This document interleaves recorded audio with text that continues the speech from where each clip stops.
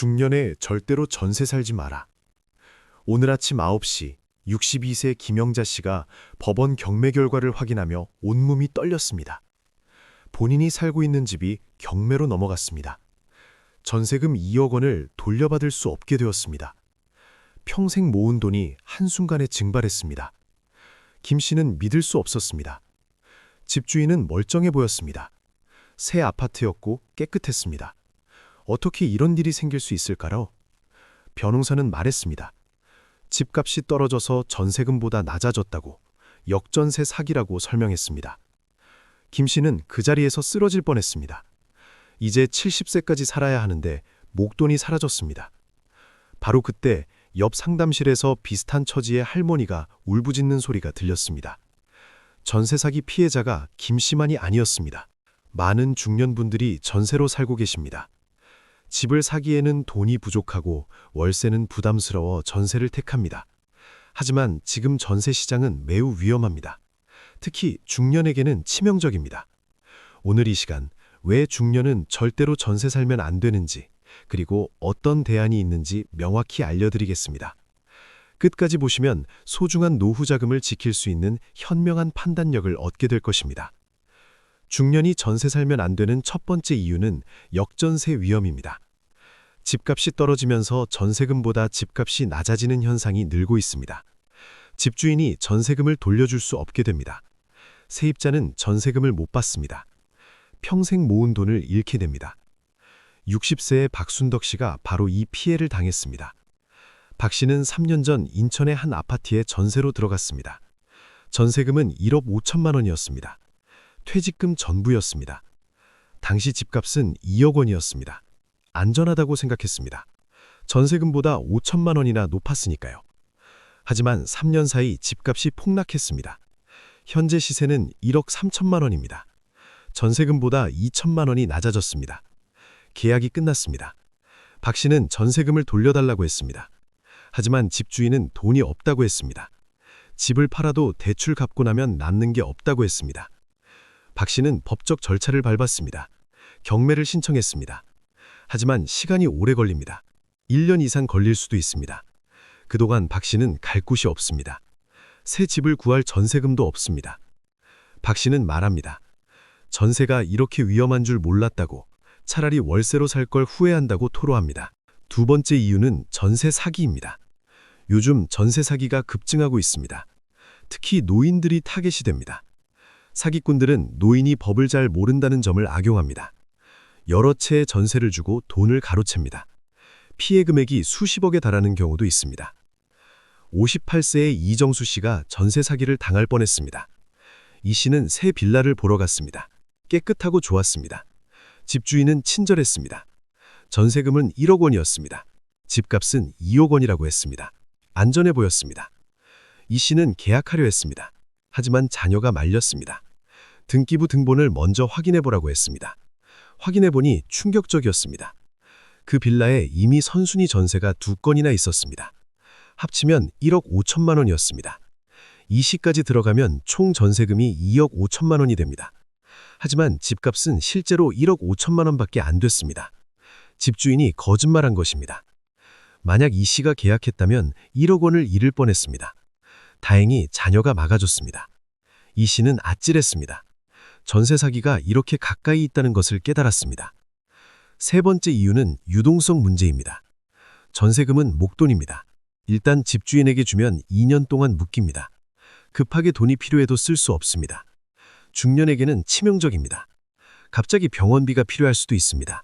자녀가 도움을 요청할 수도 있습니다. 하지만 전세금은 빼낼 수 없습니다.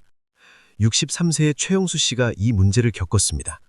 최 씨는 전세로 살고 있었습니다. 전세금은 1억 5천만 원이었습니다.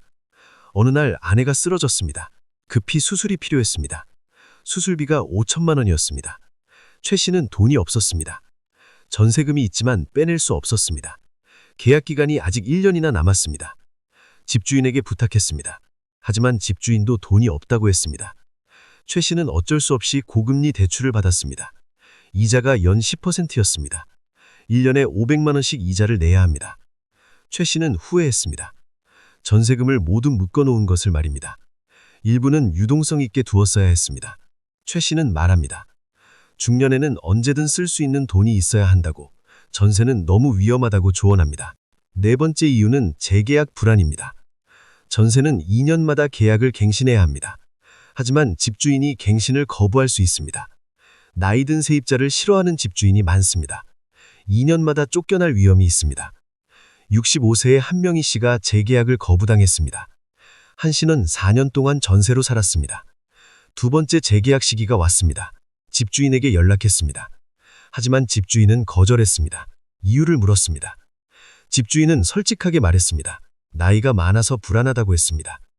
한 씨는 충격받았습니다. 4년 동안 성실하게 살았습니다. 집도 깨끗하게 관리했습니다. 하지만 나이가 많다는 이유로 쫓겨났습니다. 한 씨는 새 집을 구해야 했습니다. 이사 비용도 들었습니다. 심신이 지쳤습니다.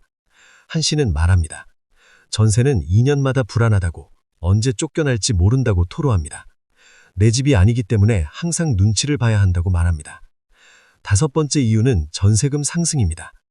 전세 시장이 위축되면서 전세금이 오르고 있습니다. 재계약할 때 전세금을 올려달라는 집주인이 많습니다.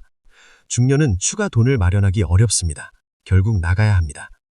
59세의 김철수 씨가 이 문제를 겪었습니다. 김 씨는 2년 전 전세금 1억 원에 들어갔습니다. 재계약 시기가 왔습니다. 집주인이 전세금을 1억 3천만 원으로 올려달라고 했습니다. 3천만 원을 더 내라는 것입니다. 김 씨는 돈이 없었습니다. 퇴직금 1억 원이 전부였습니다. 3천만 원을 어디서 구합니까? 집주인에게 사정했습니다. 하지만 집주인은 단호했습니다. 싫으면 나가라고 했습니다. 김 씨는 어쩔 수 없이 나왔습니다. 새 집을 구했습니다. 하지만 조건이 나빴습니다. 1억으로는 좋은 집을 구할 수 없었습니다. 외곽의 낡은 빌라로 갔습니다. 김 씨는 서러웠습니다. 집주인 마음대로 쫓겨났습니다. 전세의 불안정함을 뼈저리게 느꼈습니다. 그렇다면 전세 대신 무엇을 선택해야 할까요? 첫 번째 대안은 소형 아파트 매매입니다. 작은 집이라도 사는 것이 좋습니다. 전세금에 조금만 보태면 살 수 있습니다. 내 집이 있다는 안정감이 큽니다. 57세의 조영희 씨가 전세금으로 집을 샀습니다. 조 씨는 전세금 1억 2천만 원이 있었습니다. 은행에서 8천만 원을 빌렸습니다. 2억짜리 소형 아파트를 샀습니다. 월 대출 이자는 30만 원입니다. 부담스럽지만 감당할 수 있습니다. 조 씨는 만족합니다. 내 집이라는 안정감이 큽니다. 쫓겨날 걱정이 없습니다. 집값이 오르면 자산도 늘어납니다. 조 씨는 말합니다. 진작 살 걸 후회한다고, 전세보다 훨씬 낫다고 조언합니다.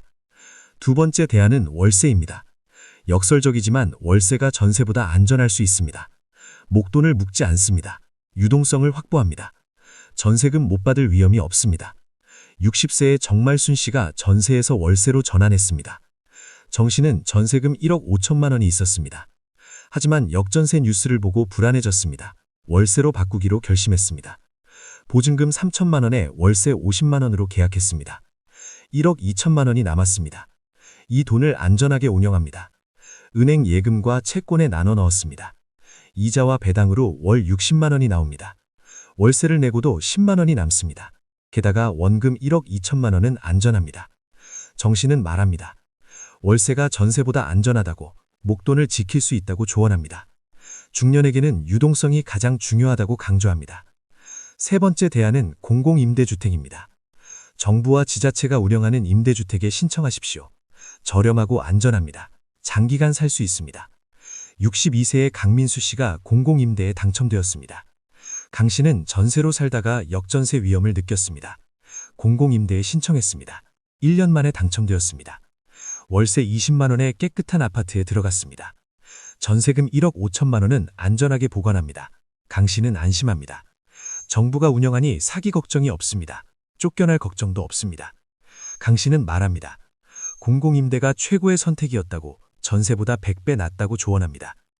네 번째 대안은 지방 이주입니다. 서울과 수도권이 부담스럽다면 지방을 고려하십시오. 지방은 전세금이 저렴합니다. 같은 돈으로 집을 살 수도 있습니다. 58세의 윤기순 씨가 지방으로 내려갔습니다. 윤 씨는 서울에서 전세금 2억 원으로 살았습니다. 하지만 불안했습니다. 전라도로 내려가기로 했습니다. 2억 원으로 작은 아파트를 샀습니다. 완전한 내 집이 되었습니다. 생활비도 저렴합니다. 윤 씨는 여유롭게 삽니다. 서울에 있는 자녀들과는 멀어졌지만 만족합니다. 내 집에서 편하게 늙어갈 수 있습니다. 전세는 이제 안전하지 않습니다. 특히 중년에게는 치명적입니다.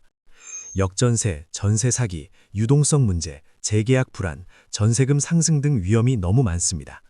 평생 모은 돈을 잃을 수 있습니다. 쫓겨날 수 있습니다. 갈 곳이 없어질 수 있습니다. 대안을 찾으십시오. 작은 집이라도 사십시오. 월세로 전환하십시오. 공공임대에 신청하십시오. 지방 이주를 고려하십시오. 전세보다 나은 선택지가 많습니다. 주변에 전세로 사는 분이 계시다면 이 정보를 공유하십시오. 위험을 알려주십시오. 함께 대안을 찾으십시오. 소중한 노후 자금을 지켜야 합니다. 오늘 이 영상이 전세의 위험성을 정확히 알리고 현명한 선택을 돕는 데 기여했기를 바랍니다. 전세는 이제 과거의 안전한 주거 형태가 아닙니다. 시대가 변했습니다. 궁금한 점이 있으시면 댓글로